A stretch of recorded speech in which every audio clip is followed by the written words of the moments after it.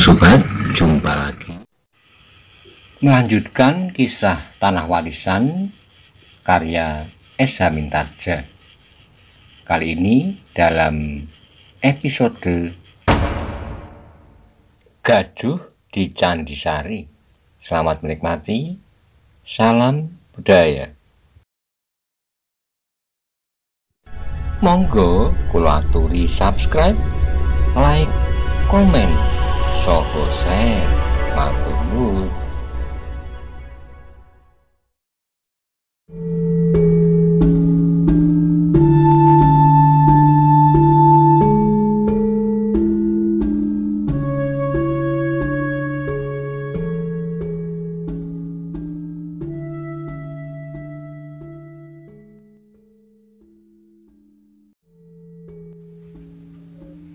Namun anak-anak muda dan para pengawal yang berbondong-bondong pergi mengikuti Bramanti itu tidak berani terlampau mendekat.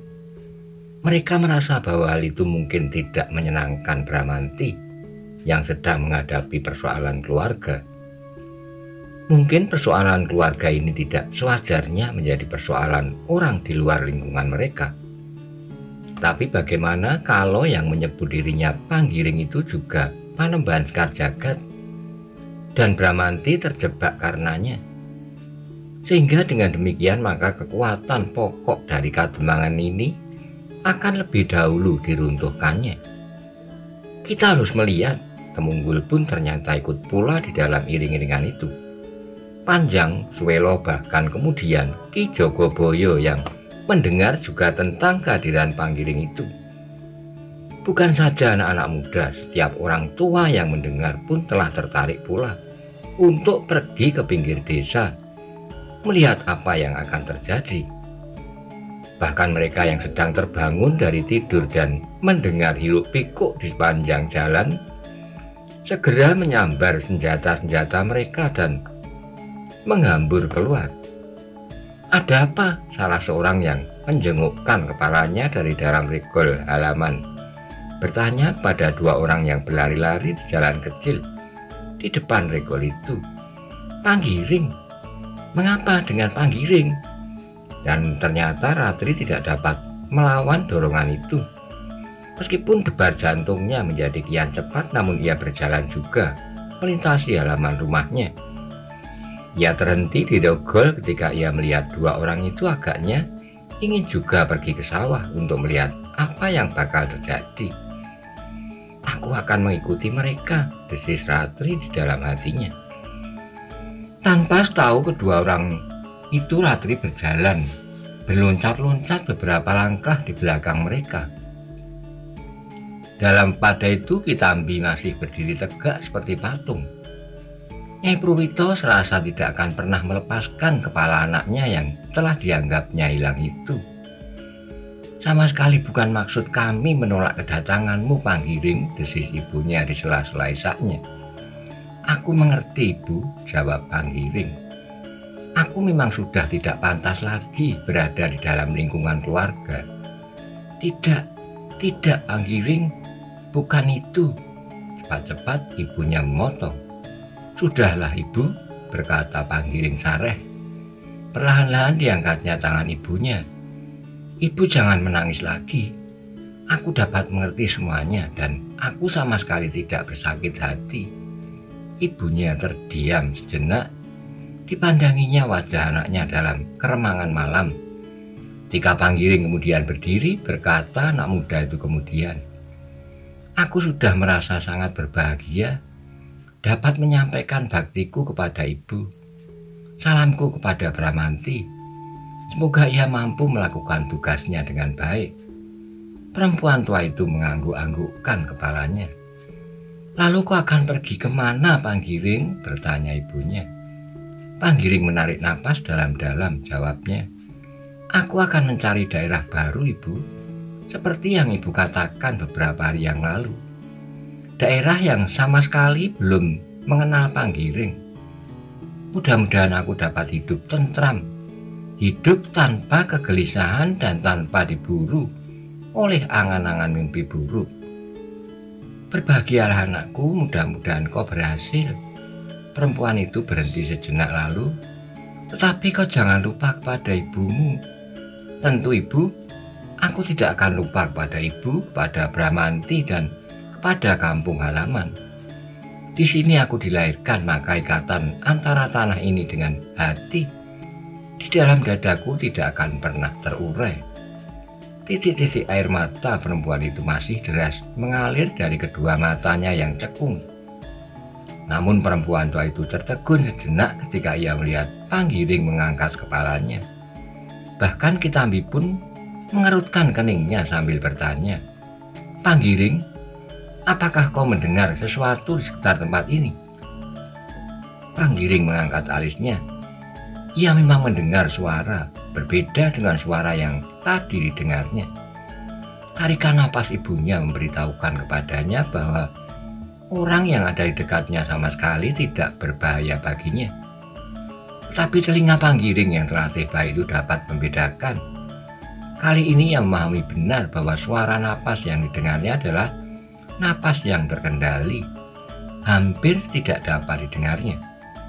Panggiring terdiam sejenak, namun kemudian ia menjawab, "Tidak, Paman, tidak ada apa-apa." Tetapi Kitambi menjadi curiga karenanya. Sikap Panggiring menjadi agak berubah dan sejenak kemudian Panggiring itu berkata, "Pertemuan kita tidak akan dapat berlangsung terlalu lama, Ibu. Aku segera minta diri." Ibunya menyadari keadaan anaknya, mengangguk-anggukkan kepalanya dan menjawab, "Baiklah Panggiring, setiap saat hubungi aku. Aku ingin mengetahui meskipun hanya sekedar kabar tentang kamu." "Ya Bu, aku akan melakukannya," jawab Panggiring kemudian. "Sudahlah Ibu, aku minta diri. Aku berterima kasih atas kesediaan Ibu datang ke tempat ini menemui aku." Lalu kepada Kitambi, "Paman telah memberikan kesempatan yang luar biasa kepadaku. Terima kasih, Paman." Kitambi mengangguk-anggukkan kepalanya. Dengan nada yang dalam ia berkata, "Maafkan aku, Panggiring." Panggiring tersenyum. "Mengapa Paman minta maaf padaku? Aku akan selalu menyediakan diri apabila kau memerlukan sesuatu. Aku akan memberitahukan kepada Paman apabila aku sudah menetap kelak." Kitambi mengangguk-anggukkan kepalanya, tetapi katanya tidak terucapkan. Panggiring yang bertubuh tinggi kekal itu sekali lagi berjongkok di muka ibunya sambil berkata, "Doa Ibu bagiku setiap saat." Titik air matanya Purwito semakin menderas. Sekali lagi ia meraih kepala itu sambil berkata, "Baik-baik Panggiring, kau harus mengerti. Mengapa kau tidak dapat aku terima di rumah itu? Kau adalah anakku yang sulung. Dengan demikian maka kau hendaknya dapat menerima keadaan ini dengan dada yang longgar." "Aku ikhlas, Ibu." Dekapan tangan perempuan tua itu menjadi semakin keras, seakan-akan tidak akan dilepaskannya kembali. Dibelainya rambut anaknya yang panjang tersembul di bawah ikat kepalanya. Namun tiba-tiba suasana itu telah dirobek oleh sebuah suara. "Sebaiknya Ibu berterus terang, akulah yang berkeberatan." Nyai Purwito dan Kitambi terkejut bukan buatan, sehingga mereka serentak berpaling dalam kebingungan. "Bramanti!" Hampir bersamaan mereka berdesis. Tetapi Panggiring sama sekali sudah tidak terkejut. Ia sadar bahwa yang dapat mendekat kali ini bukan seorang perempuan dengan napas terengah-engah, tetapi kali ini yang datang adalah seorang yang mumpuni. Sejak semula Panggiring memang sudah menduga bahwa yang datang itu adalah Bramanti. Perlahan-lahan Bramanti melangkah tanpa menghiraukan tanaman yang diinjaknya. Tapak demi tapak sedang Panggiring masih tetap saja membeku di tempatnya. Namun ketika Bramanti menjadi semakin dekat, perlahan-lahan Panggiring berdiri menghadapnya. "Bramanti," berkata ibunya tergagap, "aku hanya sekedar menemuinya. Aku hanya ingin melihat anakku." "Itu adalah hak ibu, bukan saja menemui anaknya, tetapi menemui siapapun," jawab Bramanti. "Tetapi aku minta ibu berterus terang bahwa akulah yang berkeberatan." Aku dan seisi Kademangan ini, selama ini kami telah berbuat sesuatu untuk Kademangan Candisari. Aku adalah salah seorang dari mereka yang mati-matian menentang Panembahan Sekar Jagad. Apakah kini aku akan mengundang seorang lagi dan bahkan langsung bertempat tinggal di halaman rumahku? Ibunya seakan-akan telah terbungkam. Betapa dadanya bergolak tetapi mulutnya serasa tersumbat. "Bramanti," Kitambilah yang menjawab. Semuanya telah didengar oleh Panggiring. Panggiring sudah mengakuinya bahwa dirinya memang telah ternoda. Tidak sepantasnya ia tinggal lagi bersama keluarganya. Kitambi berhenti sejenak lalu, "Kalau kau sudah cukup lama menunggui pertemuan ini, Bramanti, kau pasti sudah mendengar bahwa Panggiring dengan ikhlas menerima keadaan dan kenyataan itu. Kau tidak perlu mengulanginya karena sebenarnya persoalan ini sudah selesai." "Tidak, belum selesai. Selama masih ada hubungan antara Candisari dengan Kakang Panggiring, maka persoalan masih akan berkepanjangan." "Terlalu kau, Bramanti. Hubungan manusia adalah wajar. Jangankan dengan seorang yang memang dilahirkan di tempat ini, dengan siapapun kau tidak akan dapat menghalang-halangi. Tetapi tidak dengan seorang yang tangannya berbau darah." "Bramanti," Kitambilah yang berteriak, "begitukah sambutanmu atas kedatangan kakakmu, saudara? Ingat apakah yang kau alami pada saat kau menginjakkan kakimu di Kademangan ini.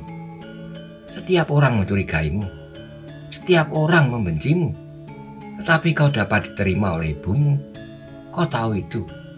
Dan ternyata kau tidak sejahat yang dikatakan tentang dirimu. Setiap orang telah dimabukkan oleh prasangka. Dan sekarang kau juga telah dicengkram oleh prasangka serupa itu." "Tetapi prasangkaku beralasan," jawab Bramanti. "Sudahlah Paman," suara Panggiring berat. "Aku memang sudah minta diri. Aku akan pergi." Kemudian kepada Bramanti, "Baiklah Bramanti, aku akan pergi jauh sekali. Apakah aku dapat mempercayaimu?" Aku berkata sesuai dengan detak dalam dadaku. Terserahlah kepadamu apakah kau akan mempercayainya atau tidak. Tidak seorang pun lagi yang dapat mempercayaimu. "Bramanti," potong Kitambi. "Aku dapat mengerti Paman, tetapi baiklah, aku akan minta diri." Kemudian kepada ibunya, "Ibu, anggaplah bahwa ibu tidak mempunyai dua orang anak. Anak yang seorang itu telah mati ditelan oleh kejahatan yang pernah dilakukannya sendiri. Agaknya Bramanti telah cukup bagi ibu." Nyai Pruwito yang berdiri mematung itu menutup wajahnya dengan kedua tangannya. Tangisnya menjadi semakin keras dan air matanya semakin banyak meleleh di sela-sela jari tangannya. "Sudahlah ibu," berkata Panggiring kemudian. "Semuanya akan menjadi baik kelak. Keluarga yang aku tinggalkan, Kademangan Candisari dan seluruh isinya." Panggiring, isak perempuan tua itu. "Aku minta diri." Ibunya tidak dapat segera menyaut, tangisnya sajalah yang terdengar di antara isaknya. Namun sejenak kemudian terdengar hiruk-pikuk orang-orang Candisari yang menyusul Bramanti. Mereka berjalan di sepanjang pematang menebar di beberapa jalur. Panggiring mengangkat wajahnya. Sesuatu bergetar di dalam dirinya. Sekilas dipandangnya wajah Kitambi yang tegang. Sekilas kemudian ibunya lalu Bramanti. "Jangan takut," desis Bramanti. "Orang-orang Candisari bukan orang-orang yang curang.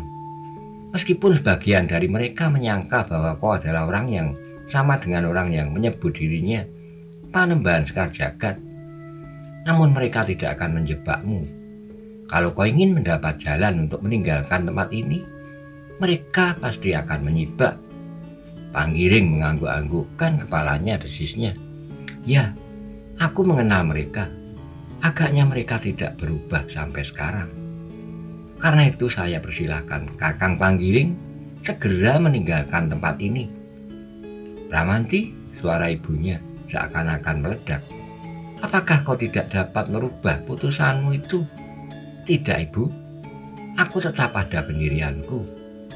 Kau terlampau kikir, Bramanti. Mengapa kau tidak dapat merelakan secuil tanah itu? Bukan itu soalnya, Ibu. Bukan secuil tanah itu yang penting bagiku. Tetapi seluruh isi Kademangan mengenal siapa Panggiring. Kitambi menundukkan kepalanya. Ia adalah sumber berita itu. Kalau ia tidak menyebutnya, mungkin keadaan akan berbeda. Itu karena salahku, Panggiring. Paman tidak bersalah, jawab Panggiring. Baiklah, aku pergi. Selamat tinggal, Ibu. Selamat tinggal, Bramanti, Paman Tambi dan semuanya. Salamku buat kawan-kawan permainan di masa kecil, buat semua orang di Candisari. Mungkin aku sudah tidak akan dapat melihat Candisari. Mungkin aku sudah tidak akan dapat melihatnya lagi. Panggiring berhenti jenak, ditatapnya Kademangan Candisari dalam keremangan malam. Tidak ada yang dapat dilihatnya dengan jelas selain bayangan hitam seperti puntuk-puntuk yang bertebaran. Selamat tinggal, Candisari. Tangis Nyai Purwito meledak-ledak tanpa tertahankan. Dan di sela-sela tangis itu terdengar suara Kitambi. Kau sudah menjadi gila, Bramanti. Kau sudah gila. Mengapa kalian tidak melakukan perang tanding saja? Ayo, siapa yang menang? Ia adalah orang yang berhak menentukan siapakah yang akan tinggal di rumah itu. Apakah ia seorang penjahat? Apakah ia anak seorang penjahat? Ayo, sebaiknya kalian berkelahi. Bukankah kalian adalah anak-anak jantan? Segera terdengar suara Panggiring berat. Tidak, Paman. Aku tidak ingin menyelesaikan masalah di antara keluarga dengan cara itu. Tapi Kitambi seakan-akan tidak mendengarnya. Ayo, Bramanti. Kau mempunyai pedang pendek itu. Kau sudah berhasil membunuh sapu angin. Orang itu yang paling ditakuti oleh siapapun di Kademangan ini. Dan sekiranya sedang Panggiring adalah seorang perampok yang mengerikan di pesisir utara. Ayo, kalau kau tidak membawa senjata, pakai pedangku. Tetapi Panggiring segera menyaut, tidak ada gunanya. Mengapa kau diam saja, Bramanti? Cepat tarik pedangmu. Wajah Bramanti menjadi tegang. Tetapi tanpa sadarnya tangannya telah meraba hulu pedangnya. Namun yang terdengar masih suara Panggiring. Paman, tanganku telah menjadi terlampau kotor. Di saat-saat terakhir, aku merasa bahwa tanganku sudah tidak akan menjadi semakin kotor lagi. Berapa puluh orang telah mati oleh tangan ini. Karena itu aku tidak akan menambahnya lagi. Kau terlampau sombong, geram Bramanti. Apakah kau kira bahwa kau dapat membunuh aku? Bukan itu maksudku. Cepat-cepat Panggiring menyaut. Aku tidak bermaksud demikian. Maaf, Bramanti. Maksudku, aku sama sekali sudah tidak bernafsu lagi untuk berkelahi. Apakah lukamu di saat terakhir telah membuatmu cacat? Membuat tanganmu lumpuh? Atau kakimu? Atau apapun padamu, Panggiring? Teriak Kitambi. Tidak, Paman. Ternyata hatikulah yang lumpuh selama ini. Justru baru di saat terakhir hati itu mampu bekerja keras. Pengecut, teriak Kitambi. Panggiring menarik nafas dalam-dalam. Ia sadar bahwa Kitambi tidak dapat mengekang perasaannya yang melonjak-lonjak lagi. Orang tua itu menjadi sangat kecewa melihat dua orang saudara yang tidak dapat berada dalam satu lingkungan keluarga yang kecil. Sudahlah, berkata Panggiling kemudian. Malam telah larut, aku akan pergi. Kemudian kepada ibunya, jangan menangis lagi, Ibu. Semuanya sudah selesai. Ibu akan dapat hidup tentram seperti pada masa saat aku belum mengguncangkan tetraman itu. Maafkan aku, Ibu. Panggiring, nyisa ibunya. Mengapa kau harus pergi? Tidak apa-apa, Ibu. Seharusnya kau tetap tinggal bersamaku. Yang terdengar kemudian adalah suara Bramanti. Kalau Panggiring tetap tinggal bersama ibu, lebih baik akulah yang pergi. Bramanti, teriak ibunya. Tidak, Ngger. Kau tidak boleh pergi, kau juga tidak. Sejenak setiap orang seakan-akan menjadi terbungkam. Yang terdengar hanya isak tangis Nyai Purwito dan derik belalang di pematang. Panggiring kemudian mengangkat kakinya dan melangkah sambil berkata, "Selamat tinggal semuanya. Akulah sumber persoalan. Kalau aku pergi semuanya akan selesai." Panggiring tidak menunggu jawaban siapapun. Perlahan-lahan ia melangkah pergi. Sementara itu terdengar suara Nyai Purwito memanggil, "Panggiring, Panggiring." Tetapi Panggiring tidak berpaling. Bahkan langkahnya menjadi semakin cepat. Sedang kepalanya pun menunduk dalam-dalam. Suara ibunya terdengar setiap kali seperti goresan sembilu di dinding jantung. Tetapi ditahankannya hatinya dan ia benar-benar tidak berpaling. Meskipun terasa pelupuk matanya menjadi hangat. Beberapa orang yang berdiri di sepanjang pematang tiba-tiba telah menyibak. Mereka beloncatan turun ke sawah ketika Panggiring lewat di pematang itu juga. Beberapa orang saling berpandangan dan beberapa orang berkata di dalam hatinya, apakah Panggiring ini adalah Panggiring yang dulu? Tetapi Panggiring berjalan terus. Suara panggilan ibunya terdengar semakin jauh. Ketika Panggiring beranjak dari tempatnya dan ketika ibunya berteriak memanggilnya, ia berkata, "Biarlah anak itu pergi, Ibu. Sudah menjadi keputusanku. Panggiring tidak boleh berada di Kademangan ini." "Kau terlampau kejam, Bramanti," desis ibunya. "Bukan aku, tetapi adalah salah Panggiring sendiri. Ia telah melumuri tangannya dengan darah dan noda. Tidak ada tempat di halaman rumahku baginya. Halaman yang kotor itu telah aku bersihkan. Demikian juga nama keluargaku. Tetapi ia berhak berbuat demikian." "Tidak," suara Panggiring pun menjadi semakin keras. "Terserah kepadaku. Apakah aku memberikan izin itu kepadanya atau tidak? Tanah itu tinggal satu-satunya peninggalan ayahku yang masih dapat aku raba, karena semuanya telah lenyap di lingkaran judi. Dan tanah itu sekarang akan dikotori dengan darah yang meleleh dari tangan Panggiring." "Bramanti," potong ibunya. Tetapi Bramanti berkata terus, "Aku tidak akan merelakannya. Setiap sentuhan pada selembar daun, maka daun itu akan aku gugurkan. Dan setiap bekas kakinya akan aku cukir dan aku lempar ke gerojokan." Terlalu kau Bramanti. Kau benar-benar kejam. Kejam sekali. Sebenarnya kau tidak dapat berbuat begitu. Mengapa? Tanah itu adalah tanah peninggalan ayahku. Mengapa? Tidak, kau keliru. Wajah Bramanti menjadi tegang. "Baiklah Bramanti, kini kau sudah dewasa. Kau sudah cukup mempunyai pertimbangan atas baik dan buruk. Ketahuilah bahwa tanah itu sama sekali bukan tanah ayahmu, seperti yang kau sangka sampai sekarang. Meskipun hak atas tanah itu kemudian berada di tangan ayahmu, tetapi tanah itu adalah tanah Demang Candisari yang dahulu ayah Panggiring. Sepeninggalan ayahnya datanglah ayahmu, Purwito, laki-laki yang hanya pandai merayu. Tetapi salahku. Nyai Purwito terjatuh atas lututnya. Cepat Kitambi memeganginya, tetapi tubuhnya sendiri telah menjadi gemetar dibakar oleh perasaannya. Tanpa dapat menahan perasaan lagi, sambil megang pundak Nyai Purwito, Kitambi berkata lantang, "Terkutuklah laki-laki yang bernama Purwito itu. Ia benar-benar hanya pandai merayu. Tetapi ibumu yang ditinggal mati muda itu pun tidak teguh iman, sehingga akhirnya jatuhlah ia ke dalam dekapan setan itu. Kekayaan yang ditinggalkan oleh suaminya, Demang Candisari, ayah Panggiring, sedikit demi sedikit dilemparkannya ke lingkaran judi. Setelah ia berhasil merampas hak itu dan memindahkannya kepada dirinya sendiri." Kitambi berhenti jenak, lalu, "Alangkah bodohnya ibumu dan alangkah gilanya Purwito itu." Suara Kitambi menjadi gemetar. "Bramanti, kalau kau tidak percaya, bertanyalah kepada orang tua-tua.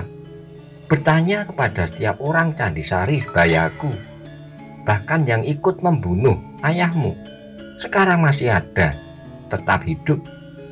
Bertanyalah kepada mereka apa yang dilakukan ayahmu setelah menghabiskan segala harta milik ibumu yang lemah iman karena rayuan seorang laki-laki iblis. Dan apakah yang pernah dilakukannya atas Panggiring, anak tirinya itu? Dengan Bramanti, dengar. Sejak itu kau terjatuh dari tangga. Kau masih kecil, namun barangkali kau masih ingat. Dengan penuh kasih seorang kakak kau didukung oleh Panggiring masuk ke dalam rumah.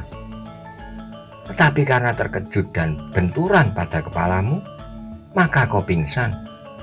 Ibumulah yang menyuruh Panggiring menyusul ayahmu. Tetapi apa yang terjadi? Panggiring dipukuli habis-habisan. Diusirnya ia seperti anjing. Ternyata ayahmu yang sedang asik berjudi itu sama sekali tidak mau terganggu. Seandainya kau mati sama sekali, dan aku tahu pasti. Suara Kitambi merendah. Saat itulah Panggiring meninggalkan katembangan ini. Napas Kitambi menjadi terengah-engah, tetapi dadanya terasa menjadi lapang. Semua gejolak di dalam dadanya telah dimuntahkannya. Dan bahkan kemudian ia berkata, "Nah, kau sudah mendengar semuanya, sekarang terserah kepadamu.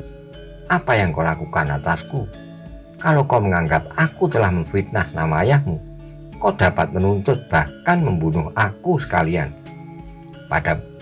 Dan pada saat itulah tubuh Nyai Pruwito menjadi lemah. Kini ia tidak dapat lagi bertahan pada lututnya. Perlahan-lahan ia terkulai jatuh di tanah. Di tangan Kitambi, Nyai Pruwito menjadi pingsan pula karenanya. Sementara itu Bramanti berdiri dengan tubuh gemetar. Giginya terkatup rapat, namun dadanya terasa dilanda oleh angin pusaran yang tiada setara dahsyatnya. Gelombang perasaannya menjadi semakin gemuruh seperti perut gunung berapi yang hampir meledak. Selangkah ia maju mendekati ibunya, perlahan-lahan berlutut dan meraba tangan perempuan tua itu. Sejenak anak muda itu merenung, namun tiba-tiba ia tegak berdiri. Ditatapnya pematang yang tadi dilalui oleh Panggiring. Dengan serta-merta ia pun meloncat berdiri dan melangkah menyusuri pematang itu dengan tergesa-gesa. "Bramanti, Bramanti!" teriak Kitambi. Tetapi Bramanti tidak menyaut. "Hei, apakah kau sudah gila?" Bramanti melangkah terus, semakin cepat. Dan suara Kitambi itu menggelepar seperti keluhan angin ke pesisir. Hilang tanpa bekas. Sedang Bramanti sama sekali tidak berpaling. Ia berjalan terus di atas pematang menyusul Panggiring. Tidak seorang pun yang mengerti apakah maksudnya. Orang-orang yang berada di pematang segera menyibak pula ketika Bramanti lewat, seperti mereka telah memberikan jalan kepada Panggiring. Namun kini mereka menjadi semakin ingin tahu apakah yang akan terjadi. Karena itu maka setelah sejenak mereka saling berpandangan, maka satu demi satu mereka pun segera menyusul Bramanti pula. Kitambi melihat semua itu dengan dada yang bergelora. Seperti orang-orang lain, ia tidak tahu apakah yang akan dilakukan oleh Bramanti. Tapi sudah terang bahwa ia tidak akan dapat meninggalkan Nyai Pruwito begitu saja di pematang sawah. Dengan demikian maka betapa gelora melanda dinding dadanya. Namun Kitambi terpaksa menunggu sehingga Nyai Pruwito yang pingsan itu menjadi sadar. Ketika perempuan itu mulai membuka matanya setelah Kitambi menyeka keningnya dengan sejuknya air embun di daun padi, maka dengan sareh ia berkata, "Sudahlah Nyai, jangan kau risaukan lagi persoalan anak-anakmu. Mereka sudah dewasa, dan mereka seharusnya sudah dapat melihat baik dan buruk, salah dan benar. Tetapi aku tidak pernah mengajarkannya, Kitambi," jawab Nyai Pruwito terputus-putus. "Aku tidak pernah menunjukkan kepada anak-anakku apakah yang baik dan apakah yang buruk. Dan itu adalah pertanda betapa salahnya tingkah lakuku semasa mudaku. Jangan menyalahkan diri sendiri, desis Kitambi kemudian. Tetapi marilah kita kembali. Kau perlu beristirahat. Kita akan menjadi semakin kedinginan di sini. Nyai Purwito mengangguk. Tetapi tubuhku terasa sudah tidak bertulang lagi. Marilah aku tolong. Kemudian dengan susah payah, Kitambi menolong Nyai Purwito berjalan menyusuri pematang. Sementara itu langkah Bramanti menjadi semakin cepat. Sejenak ia ragu-ragu ketika ia sampai ke jalan yang membujur di tengah-tengah persawahan. Namun sejenak kemudian tanpa diminta salah seorang yang melihatnya ragu-ragu berkata kepadanya, "Kebetulan aku berada di sini. Ketika ia melompati parit ini, ia pergi ke timur." Bramanti memandangi orang itu sejenak. Mula-mula ia menjadi heran mengapa orang itu tanpa dimintanya telah memberitahukan kepada Panggiling pergi. Apakah mereka memang menghendaki sesuatu akan terjadi? Ataukah mereka telah terlampau lama tidak melihat kekerasan terjadi di Kademangan ini? Atau maksud-maksud yang lain?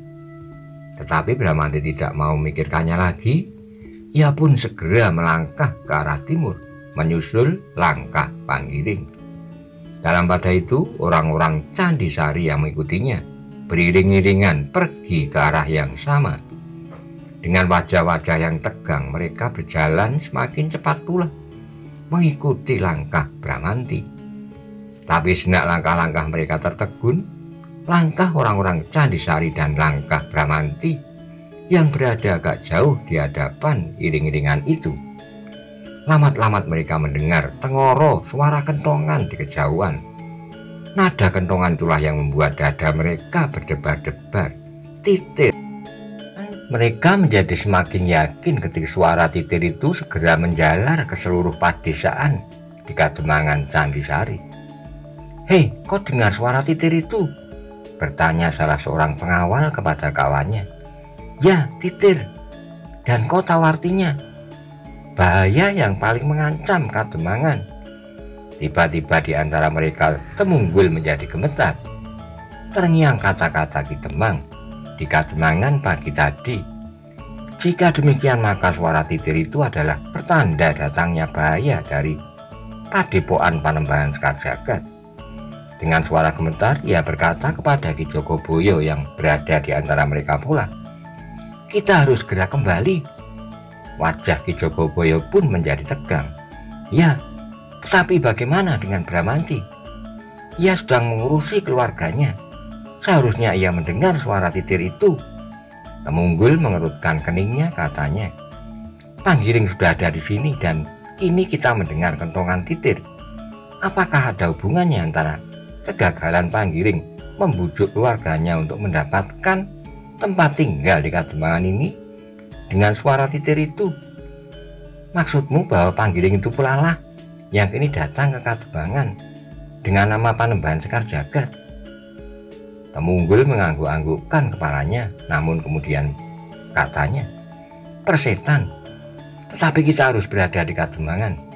Mungkin gardu-gardu yang hanya ditunggui oleh beberapa orang itu kini telah disapu bersih. Justru sebagian terbesar anak-anak muda yang tidak sedang bertugas." "Ya, kau benar," sahut Ki Jogoboyo. Namun sebelum mereka mengambil keputusan, mereka melihat sesosok bayangan berlari-lari Bramanti. "Bagaimana dengan suara titir itu?" bertanya Temunggul ketika Bramanti telah berada di lingkungan anak-anak muda yang kebingungan. "Kita pergi ke Kademangan. Aku urungkan niatku untuk menemui Kakang Panggiling. Kita selesaikan dulu persoalan kita dengan Panembahan Sekar Jagad. Justru setelah usaha Panggiling gagal." Bramanti mengerutkan keningnya, jawabnya, "Aku tidak tahu siapakah yang bernama Panembahan Sekar Jagad itu. Kita harus menyelesaikannya." Bramanti tidak menunggu jawaban lagi, segera ia berlari-lari menuju ke Kademangan. Menurut perhitungannya, Panembahan Sekar Jagad pasti akan langsung menuju ke tempat itu, karena ia tahu bahwa pusat penjagaan para pengawal berada di Kademangan. Para pengawal anak-anak muda dan bahkan orang tua-tua pun segera mengikutinya. Mereka sadar bahwa apabila benar Panembahan Sekar Jagad datang, maka Kademangan Candisari akan berada dalam kesulitan. Menurut beberapa orang, Panembahan Sekar Jagad adalah seorang yang tidak dapat dikalahkan oleh siapapun juga. Bahkan 1-2 orang telah menambah keterangan bahwa Panembahan Sekar Jagad mempunyai aji Poncosono. Ia tidak akan dapat mati selama ia masih menyentuh tanah. Sambil berlari-lari, Bramanti masih sempat berteriak-teriak, "Temunggul, anak-anak muda seluruh Kademangan harus bersiap. Mereka harus membawa senjata mereka." Yang sempat membuat diharap membawa obor-obor dari jenis apapun juga. Tidak ada yang menjawab, namun dengus nafas mereka seakan-akan dengus napas seekor harimau yang terluka. 1-2 orang sempat singgah ke rumah masing-masing untuk mengambil obor minyak jarak atau obor kecil dari biji-biji jarak. Dalam pada itu, Kitambi yang sedang memapah Nyai Purwito pun mendengar suara titir itu, sehingga dadanya menjadi berdebar-debar. "Titir itu?" bertanya Nyai Purwito.